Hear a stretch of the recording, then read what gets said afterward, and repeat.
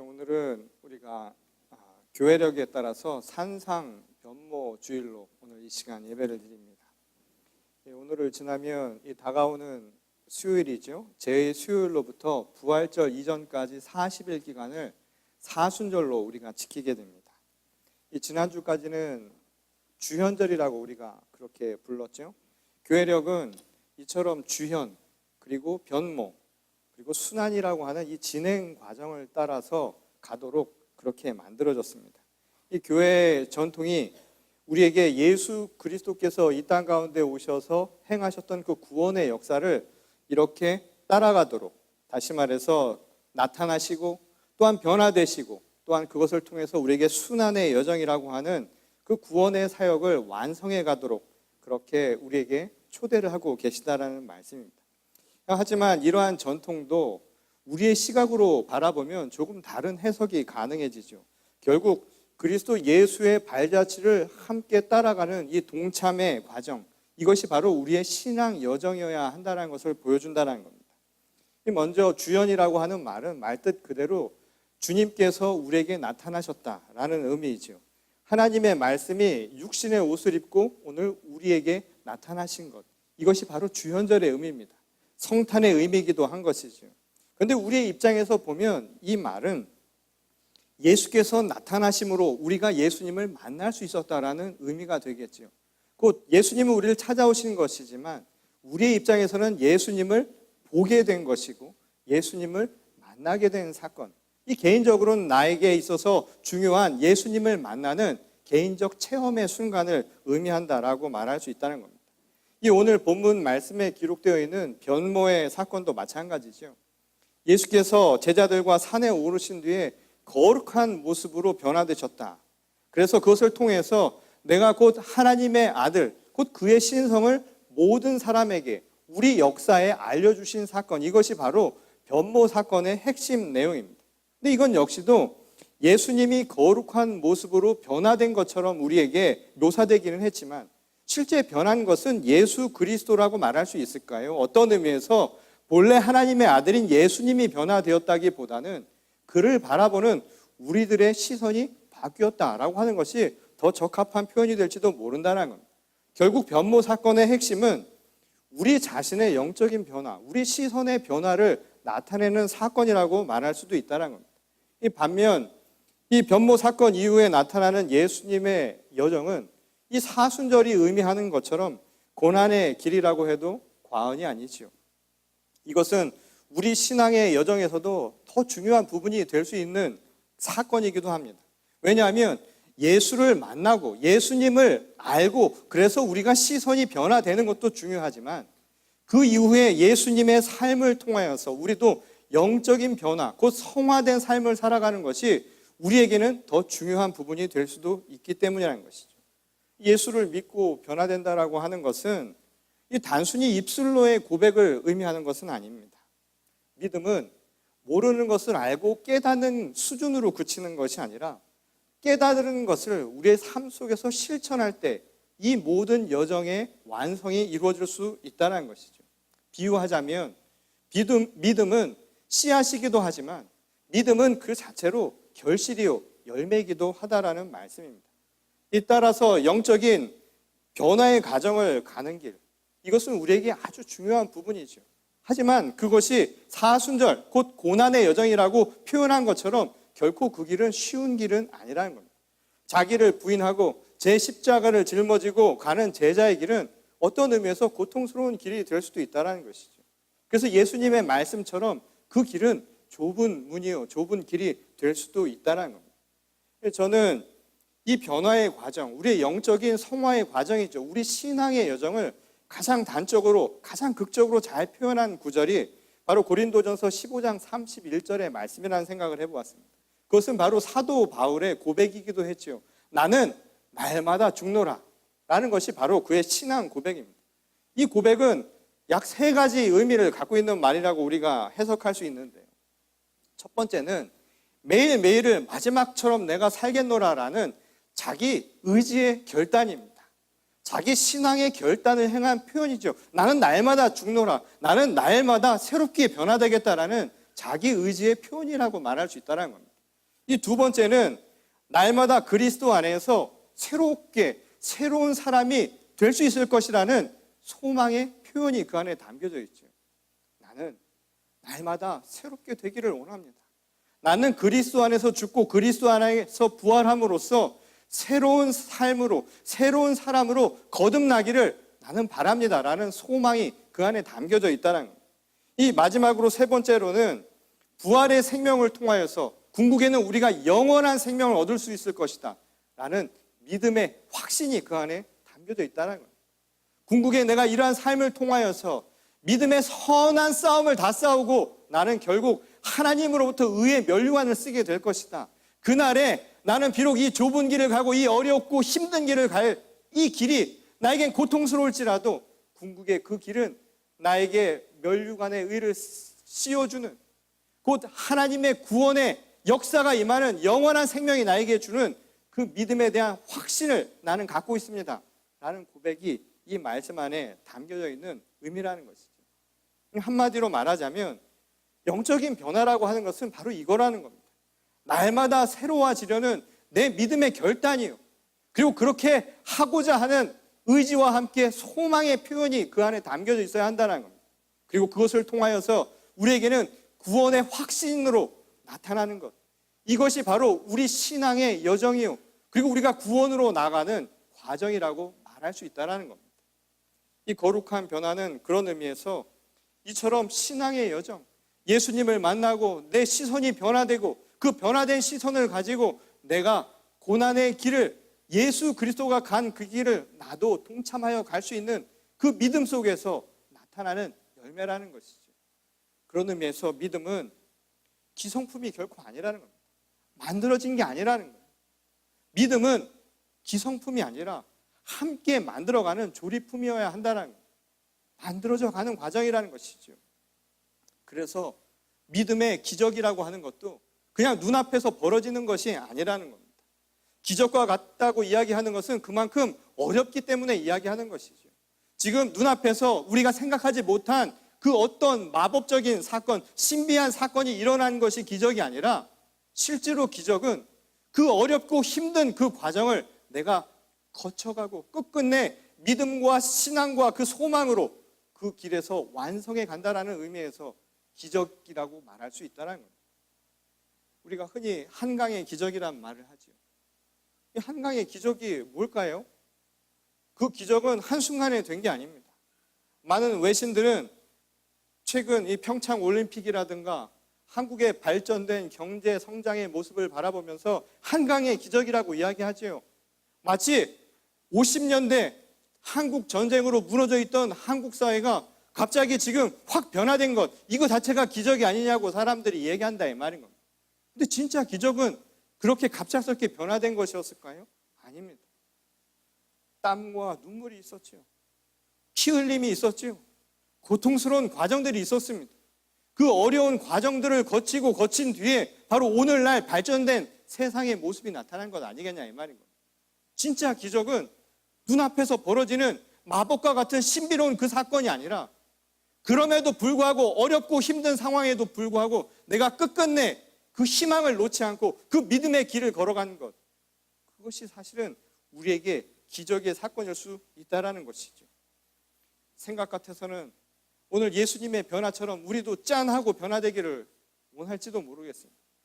그것이 바로 우리에게 진정한 거룩한 변화로 나타나면 좋겠지만 우리에게 진정한 거룩한 변화는 그렇게 해서 나타나는 것이 결코 아니라는 겁니다. 저절로 생겨나는 것이 아니라는 것이죠. 끊임없이 반복된 신앙 훈련을 하는 것, 내 스스로를 내려놓을 수 있는 자기 절제의 모습을 보여주는 것, 그리고 주님과의 지속적인 교제와 훈련을 쌓아갈 때 비로소 그 신앙의 결실도 만들어갈 수 있다는 것. 거룩한 변화는 눈앞에서 갑작스럽게 일어나는 마법적이고 신비로운 현상이 결코 아니라는 것이죠. 그러니 신앙은 자랑할 것도 아닙니다. 그리고 신앙은 정복되어야 할 그 목표도 결코 아니라는 겁니다. 저절로 되는 것도 아닐 뿐만 아니라 마치 우리는 알 수 없는 현상처럼 일어나는 것이 아니라 우리의 의지와 소망과 믿음의 확증을 가지고 꿋꿋이 그리고 결연히 나가야 하는 여정이 바로 이 믿음의 과정이라는 것이죠. 요 얼마 전 한국에서 이 한 여검사가 이 법무부 핵심 선배 검사로부터 이 성추행을 당했다라는 폭로를 해서 큰 사회적 파장이 일고 있죠. 이 지난해 미국에서 큰 반향을 일으켰던 미투 캠페인을 아마 여러분 기억하실 겁니다.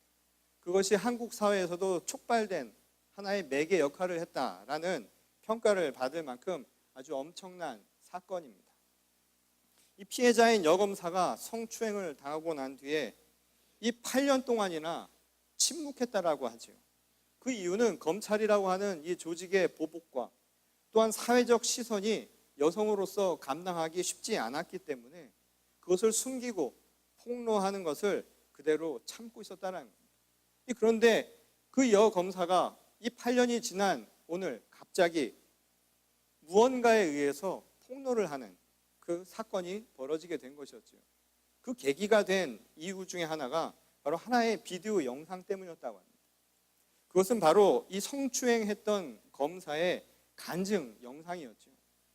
이 문제의 성추행 검사는 이 작년 10월에 한국의 한 대형 교회에서 세례를 받았습니다.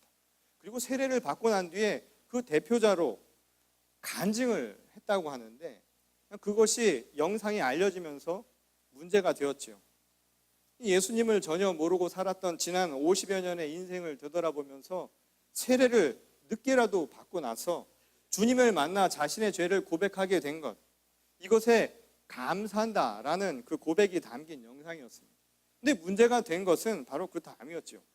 그가 자신을 공직자로서 늘 깨끗하고 열심히 성실하게 산 사람이라고 이야기를 했습니다. 그러면서 말하기를 억울하게 누명을 써서 결국 공직을 떠나게 되었다라는 것이었죠. 이제 이 세례를 받고 자신은 주님이 이 억울함을 다 깨끗이 씻겨주고 나에게 위로와 힘을 주신 것 같다라고 하는 것이 바로 그의 간증 영상 부분이었습니다. 지난 8년 동안 성추행의 이 피해자로 고통을 억누르며 참아오던 그 여검사는 이 장면을 보면서 견딜 수 없는 분노와 그리고 그것에 대해서 표출하고 싶은 이 감정을 억누르지 못하게 되었다는 겁니다. 여전히 피해자는 고통 속에서 살아가고 있는데 이 가해자는 마치 모든 죄과를 씻어낸 사람처럼 이제 나는 다 괜찮아졌습니다 라고 이야기를 하니까 갑작스럽게 몰려오는 분노를 그가 참을 수 없었다는 겁니다. 여검사가 침묵을 깨트리고 이 문제를 세상에 알리게 된 결정적 이유가 바로 여기 있었다는 것이죠. 몇 해 전에 한국에 한 영화가 있었죠. 밀양이라는 한국 영화에서도 이 비슷한 주제를 다룬 일이 있었습니다. 이 살인자가 피해자 가족에게 용서를 구한 일도 없고 사죄를 한 일도 없는데 어느 날 구치소에서 세례를 받고 난 뒤에 하나님으로부터 나는 모든 용서를 받았습니다 라고 말하는 장면이 바로 그 문제의 상황이었죠. 피해자는 여전히 고통 속에서 살아가고 그에 대해서 한마디 용서를 구한 일도 없는데 하나님께 사죄받았다라고 스스로 평가하고 스스로 이야기하는 그 가해자의 모습을 피해자는 마음속으로 용납하기가 어려웠었다는 거죠. 여전히 8년이라는 고통의 시간 속에서 이 피해자는 헤어나오지 못하고 있었는데 이 교회에서 세례를 받고 마치 모든 것이 다 깨끗해졌고 나는 다 씻김 받았으니 모든 것은 끝나버린 사건입니다 라고 이야기하는 것을 결코 이해할 수가 없었다는 것이죠. 어쩌면 이 가해자인 그 검사도 세례와 함께 스스로 산상에서 변화하신 예수님처럼 거룩하게 지금 갑작스럽게 변화된 것으로 착각한 것은 아니었을까요? 저도 이 비슷한 착각을 한 일이 있었습니다. 제가 안수를 받을 때였는데 저는 안수를 받기 며칠 전부터 밤잠을 이룰 수가 없었습니다. 왜냐하면 저의 변화를 상상하니까 이 가슴이 두근거려서 도대체 어떻게 변화될까? 내가 목사로 안수를 받는 순간에 아마 내 뒤에는 서광이 비칠 것이고 혹여 내 머리 뒤에는 아우라라도 생기지 않을까? 그리고 깨끗이 씻김받은 거룩한 내 자신의 모습을 상상하니 도저히 잠이 오지 않는 것이었습니다. 저절로 거룩해질 줄 알았죠. 목사 안수를 받고 나서도 여전히 변화되지 않는 저 자신을 보고 깜짝 놀랄 때가 한두 번이 아니었습니다. 이는 세례나 회개에 대한 우리들의 착각도 마찬가지죠. 우리의 오해에서도 출발한다는 겁니다. 이 세례를 받는 것과 우리가 예수를 만나서 거듭나서 회개한다라는 이 말에는 한 가지 공통점이 있죠. 그것은 바로 죽음에서 생명으로의 변화, 옛사람에서 새로운 사람으로의 변화를 뜻하는 말입니다. 하지만 여기서 말하는 이 변화는 즉각적인 변화를 뜻하는 것이 아니죠. 이 세례나 회개는 이 변화의 과정을 의미하는 겁니다. 이 두 개의 단계를 우리가 생각해 볼 수 있는데, 그 첫 번째 변화는 뭐냐면 예수를 만나서 예수님을 내가 구주로 영접하는 그 순간에 나타나는 변화는 자기 중심적 삶에서 하나님께로 돌아서는 시선의 변화입니다. 오늘 변화 산상에서 제자가 보고 예수 그리스도의 변화된 모습을 내가 느끼는 것처럼 내 시선의 변화가 일어나는 것이죠. 삶의 새로운 시선이 생겨나는 순간을 의미하는 겁니다. 쉽게 말하자면 예수를 모르고 살던 사람이 주님을 만나서 삶의 방향에 대한, 삶의 목적에 대한 변화가 일어나는 순간이라고 말할 수 있는 것이죠. 흔히 우리가 내가 입술로 예수를 고백하는 순간이라고 이야기할 수도 있는 부분입니다. 그리고 그것을 통해서 내가 거듭나 구원의 확신을 얻는다라고 우리가 믿게 되는 순간이 될 수도 있을 겁니다. 그런데 중요한 변화는 여기서 그치는 것이 아니죠. 바로 그 다음 과정에서 일어난다는 겁니다. 이 세례를 받고 회개를 하는 순간이 결코 구원의 종착역이 아니라는 겁니다. 믿음을 통해서 이 구원이라고 하는 선물을 얻는 것으로 그치는 것이 아니라 이제 구원받은 그리스도의 자녀로서 열매 맺는 삶을 살아가야 하는 것, 이것이 바로 그 다음 과정에 나타나는 모습이라는 것이죠. 흔히 결혼이라는 것도 사랑의 열매, 그것으로 끝이 아니라는 것과 마찬가지라는 거죠. 결혼은 끝이 아니라 사실은 거기서부터 시작일 수 있다는 겁니다. 곧 우리의 신앙도 내가 변화되었다라는 내 입술의 고백, 내 시선의 변화로 그치는 것이 아니라 그 변화된 시선을 가지고 그리스도의 자녀된 삶을 살아가야 한다는 겁니다. 열매는 그 과정을 통해서 맺게 되는 일종의 과실이라는 것이죠.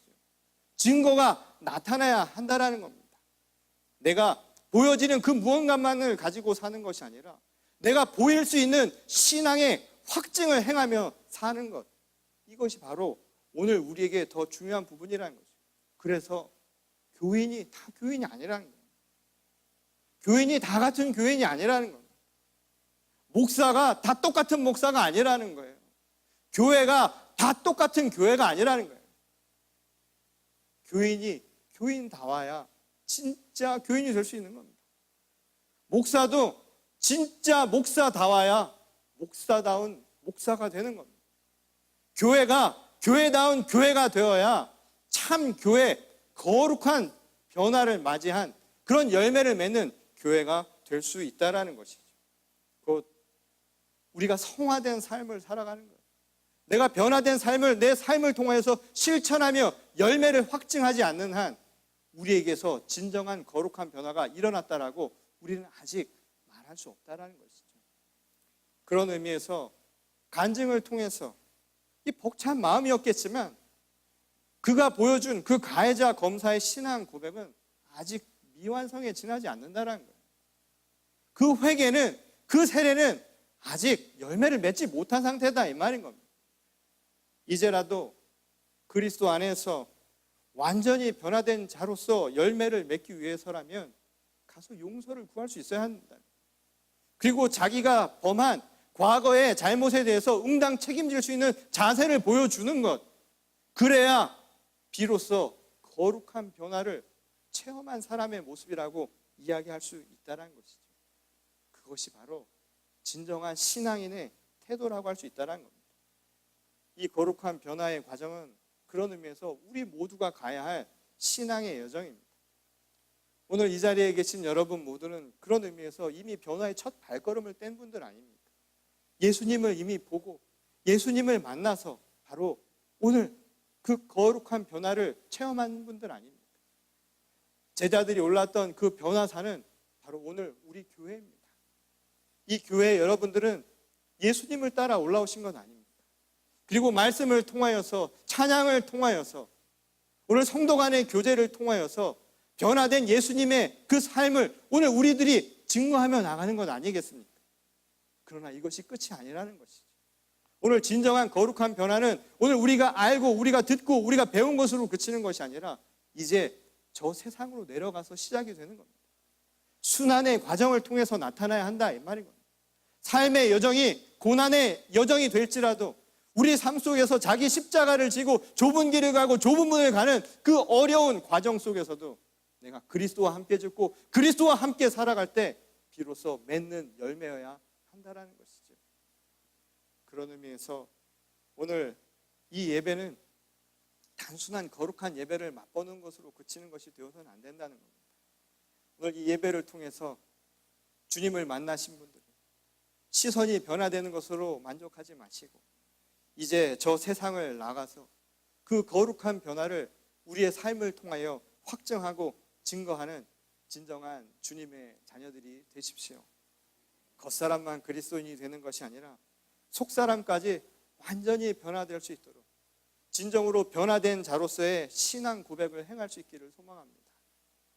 사도 바울의 고백처럼 그래서 나도 그리스도와 함께 날마다 죽노라. 이것이 우리의 고백이 될 수 있기를 소망합니다. 이제 이번 돌아오는 수요일부터 우리는 우리의 죄를 고백하며 사순절의 기간을 들어갑니다. 오늘 이 변화산상에서 예수 그리스도를 만나서 이제 변화된 마음을 가지고 세상으로 나가셔서요. 고난의 여정을 동참하십시오. 그리고 그것을 통해서 날마다 죽는 체험을 하십시오. 날마다 죽는 내 의지와 그 소망 속에서 영원한 생명, 그 부활의 능력도 임하게 될 줄 믿습니다. 제가 매주 우리 교인분 중에 한 분을 신방을 하고 있습니다. 방문을 하고 있는데요. 몸이 불편하신 권사님이세요.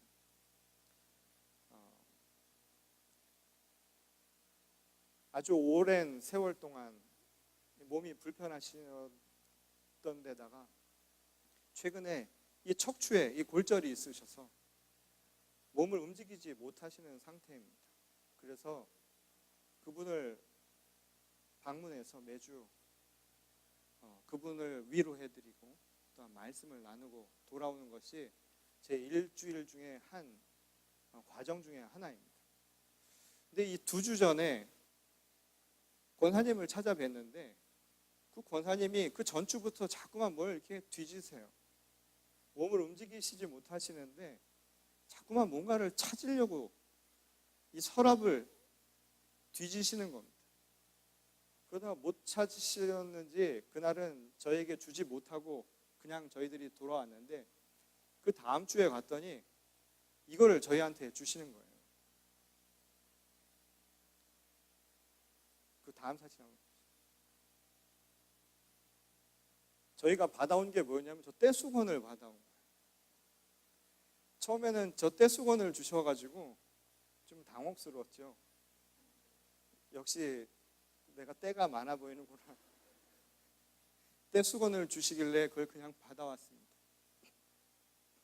집에 와서 저걸 열어보니까 저렇게 동전과 지폐가 들어가 있는 거예요.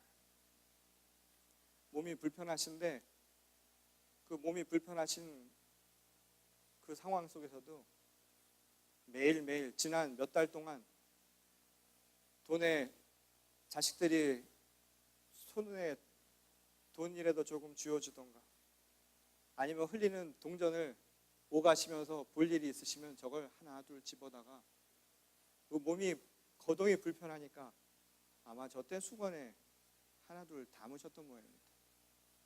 근데 저걸 주시면서 그렇게 얘기하시는 거예요. 교회를 꼭 보고 싶으시다는 거예요. 지금 한 가지 유일한 소망이 있다면 교회에 꼭 와서 예배를 드리고 싶으시대요. 권사님이 저에게 지나간 여생을 들려주셨습니다. 한국 전쟁이 있었던 그 순간에 16 나이에 혼자 월남을 하셨어요. 전쟁통에 어쩔 수 없이 홀로 내려온 남한 생활이었죠. 아무도 없는 고통스러운 생활 속에서 남편을 만나서, 미국 남편을 만나서 미국까지 오셔서 이곳 생활을 하시는데 36년 동안 한순간도 쉬지를 못했다고 하시더라고요. 하루도 쉬지 못하시고 36년을 매일 일을 하셨다는 거예요. 밤낮으로. 사람들의 눈초리와 사람들의 손가락질을 다 견뎌내면서 자식들만 잘 키우고 또한 이 삶을 잘 견뎌내리라는 그 마음 하나로 36년을 열심히 일한 결과는 뇌졸중이었어요.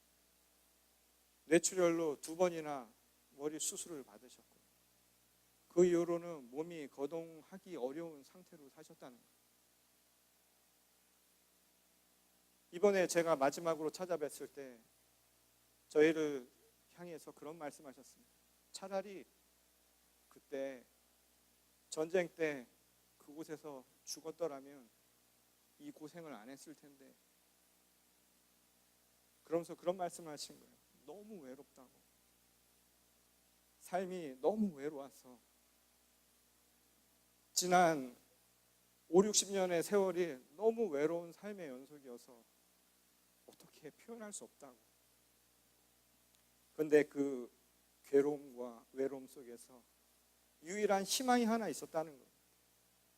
그때 자신이 만났던 예수님이었고 그 예수님을 만나서 생각이 바뀌었다는 거예요.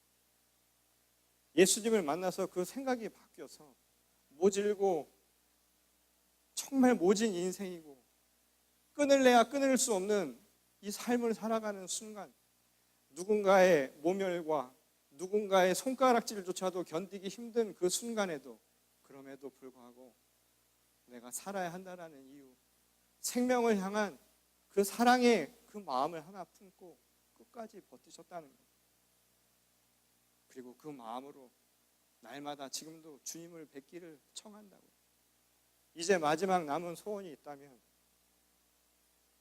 한 번이라도 교회에 발을 밟고 처음 그 마음처럼 하나님을 찬양하고 예배하고 교우들과 함께 혼자가 아니라 함께 가고 있다라는 그 마음을 느끼고 싶다라는 게 바로 그 권사님의 마지막 소원이라고 저에게 말씀하셨습니다. 저는 저 꼬깃꼬깃한 집회와 동전과 저 떼수건을 보면서 여러 생각을 해보았습니다. 우리 자신의 신앙은 과연 어디쯤 와 있을까요? 우리는 과연 오늘 어떤 마음으로 이 자리에 앉아 있습니까? 여러분들이 오늘 이 걸어왔던, 여러분들이 넘어왔던 저 문턱은 누군가에게는 그렇게도 바라는 소망입니다.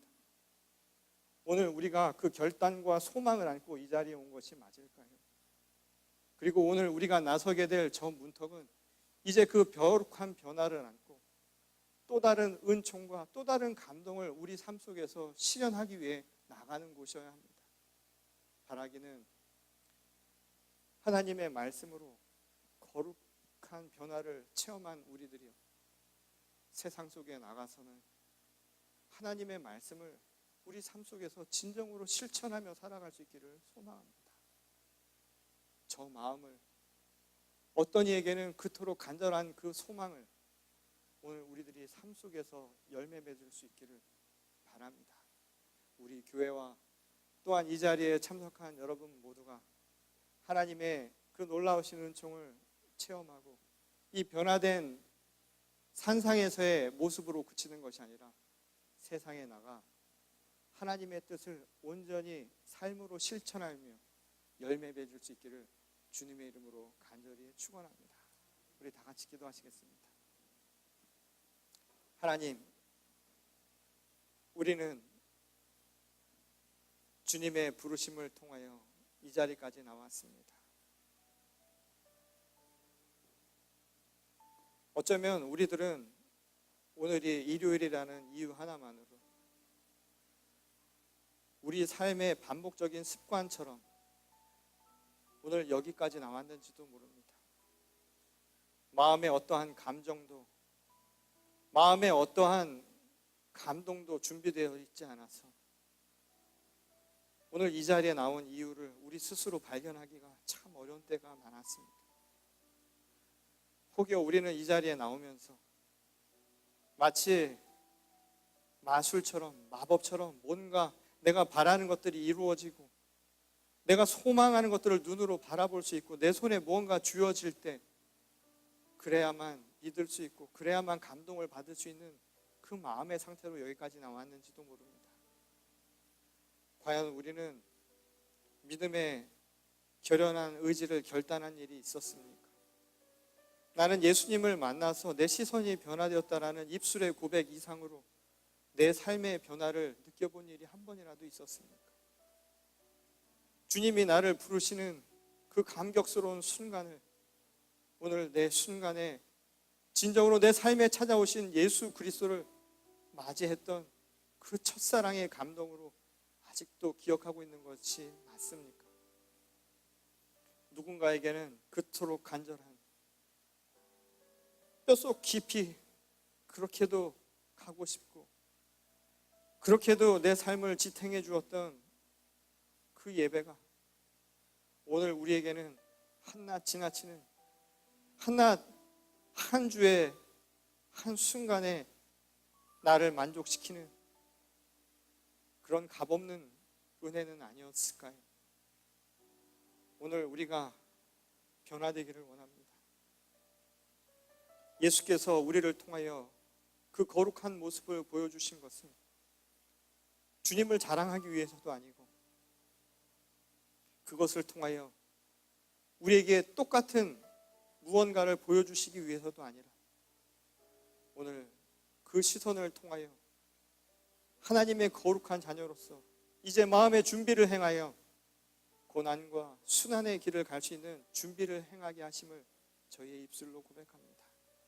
오늘 이 시간 저 교회의 문턱을 넘어서 돌아갈 때는 주신 은총과 감동을 마음에 품고 돌아가 감격스러운 은총을 우리들의 삶으로 실현할 수 있도록 하나님 역사하여 주시옵소서. 특별히 우리 가운데 고통받는 주의 자녀들 있습니까? 힘들어하는 주의 백성들 위해 하나님 함께 하시고 하나님 그들을 위로하시며 하나님 그들에게 하늘의 영광을 허락하여 주시옵소서. 오늘 이 자리에 주님께서 함께 하시며 사도 바울의 고백처럼 우리도 날마다 죽노라 고백하며 돌아갈 수 있는 거룩한 성도들로 삼아주실 줄 믿사오니 주님 역사하여 주시옵소서. 이제 새롭게 시작하는 사순절 마음의 준비를 행하고 예수 그리스도께서 우리를 위하여 가셨던 그 순환의 길에 우리도 동참할 수 있는 마음의 준비를 행하게 하여 주시옵소서. 주님께서 역사하실 줄 믿사오며 거룩하신 우리 주 예수 그리스도의 이름으로 간절히 기도드렸습니다.